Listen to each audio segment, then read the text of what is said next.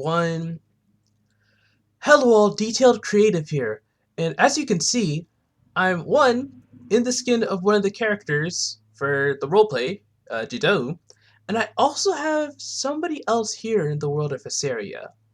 Could you go ahead and introduce yourself? Though they probably know you by now.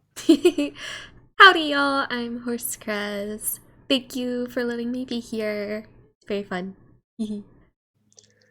No problem. It's actually really fun talking with you, and it's a bit different getting used to this whole podcast thing, but step by step, we're getting it done.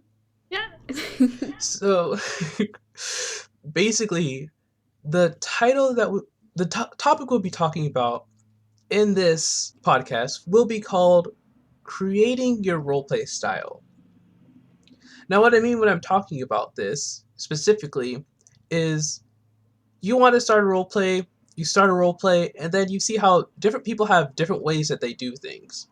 Some people have everything look really fluid. Some people are really into editing to the point where you're like, okay, I haven't edited, stuff like that.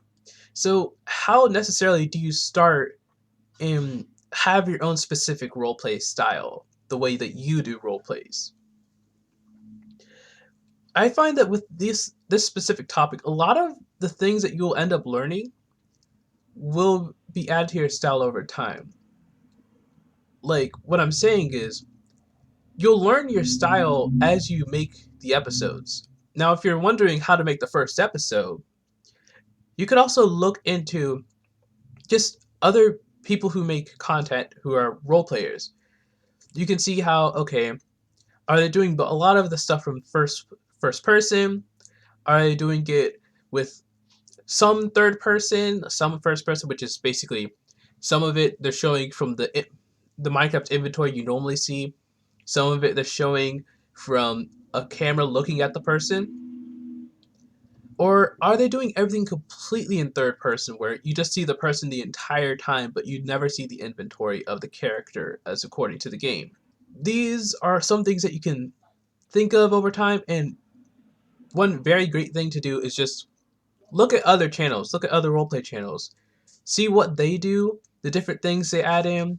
Maybe they do a view of like a place or something, and just see how that fits with what you have in mind. Do you have anything to add, Horsecraz?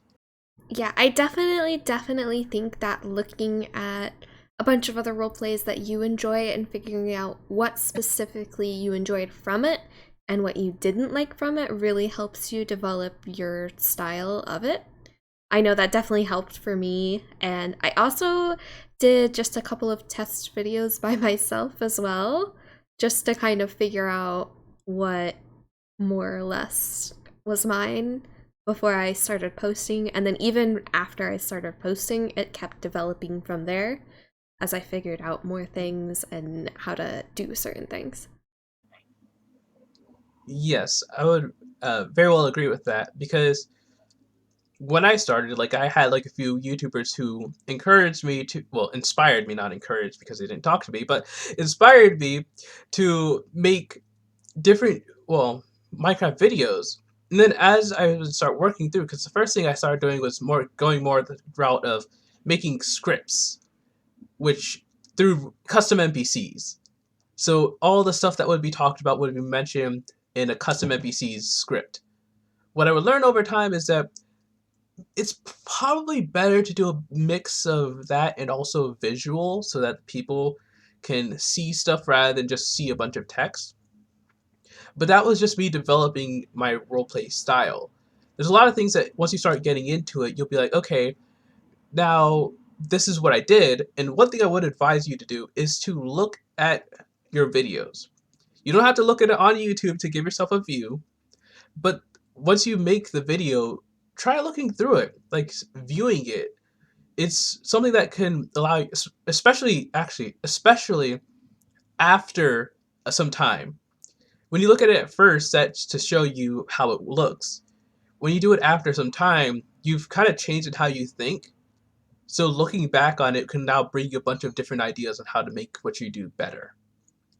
Definitely. So yes, when you create your roleplay style, there's a lot of things that you can look into, as we said, from other YouTubers.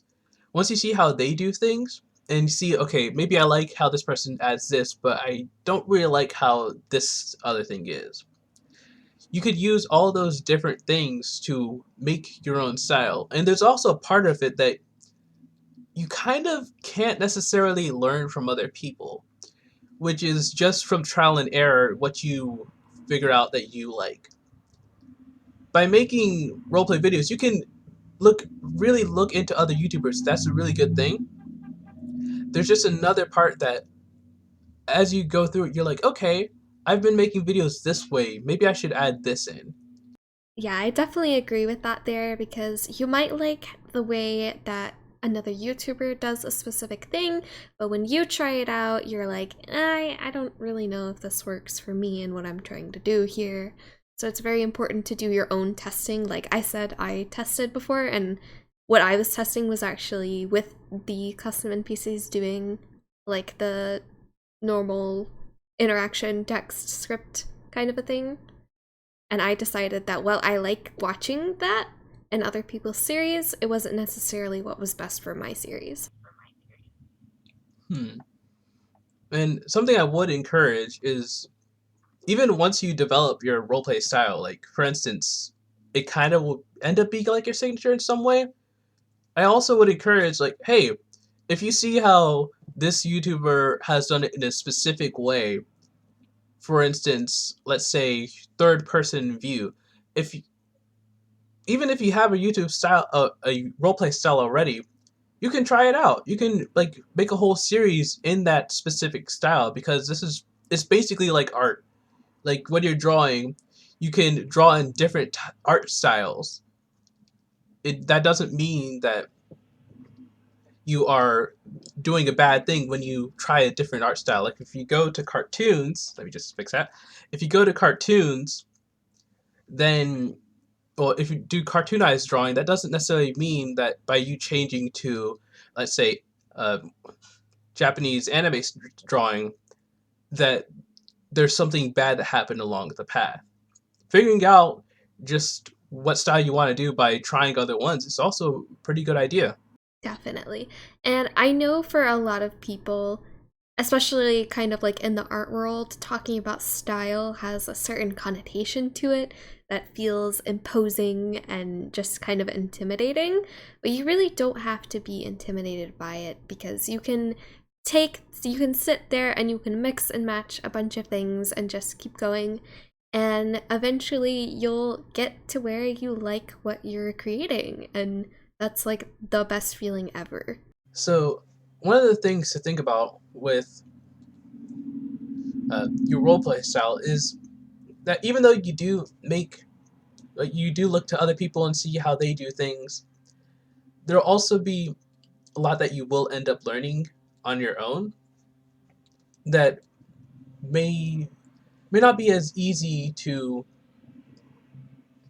just learn from someone else. Like as you play and you're like, okay, I do a lot of views of the places that have been made, or I do a lot of views of the characters. You'll over time learn, hey, maybe I don't like to uh, do this specific shot or things like that. So because technically it's like we're directing our own like show. So you'll learn a lot of different things along those things, which are all things that can help you, well, over time, learn more about how you want to make your role plays. Yeah, for sure. And is there anything else that you want to add, Horsecraz? Hmm.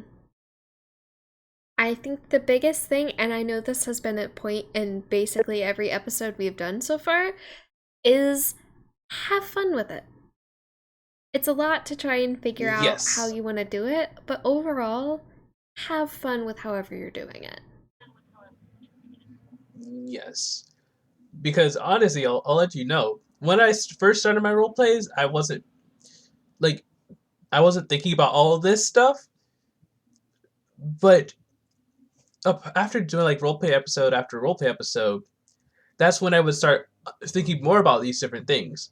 So it's not saying that you have to think about every single thing before you start your roleplay. What we're saying is we have a few things that we can share with you guys that we've learned from our own roleplays. And hopefully these things will inspire you for those who want to make roleplays to make your own. Or maybe you guys just like learning about roleplays, so you could just hear us talk about this.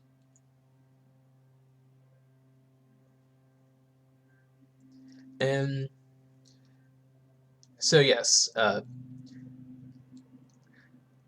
thank you, Horsecraz, for being here for this podcast. It was a blast. Thank you It's for actually been having really me. fun talking with you. It definitely has been fun talking to you. Yep, and I'm pretty sure the viewers are also thinking the same thing. They must be, right? I hope so. Look, it's Horsecraz. It's Horsecraz. She's here in the flesh. Not even fake. Real. Oh snap! Oh snap! Really? She's really here? Yes. Yes. The viewer, the YouTuber you've all been looking for. DetailedCreative. I mean, what? Oh my gosh, DetailedCreative? Okay, now we're just horsing. Oh, I literally wasn't planning that pun. I was gonna say now we're all horsing around. Now we're just horsing around here, but I very much enjoy this pun. This pun has been brought to you by Dad Jokes. No. Anyway, so thank you all for staying tuned, and I hope you guys are really enjoying this series because it's really fun to make. So this has been Detailed Creative, and until then, stay creative. Woo, bye.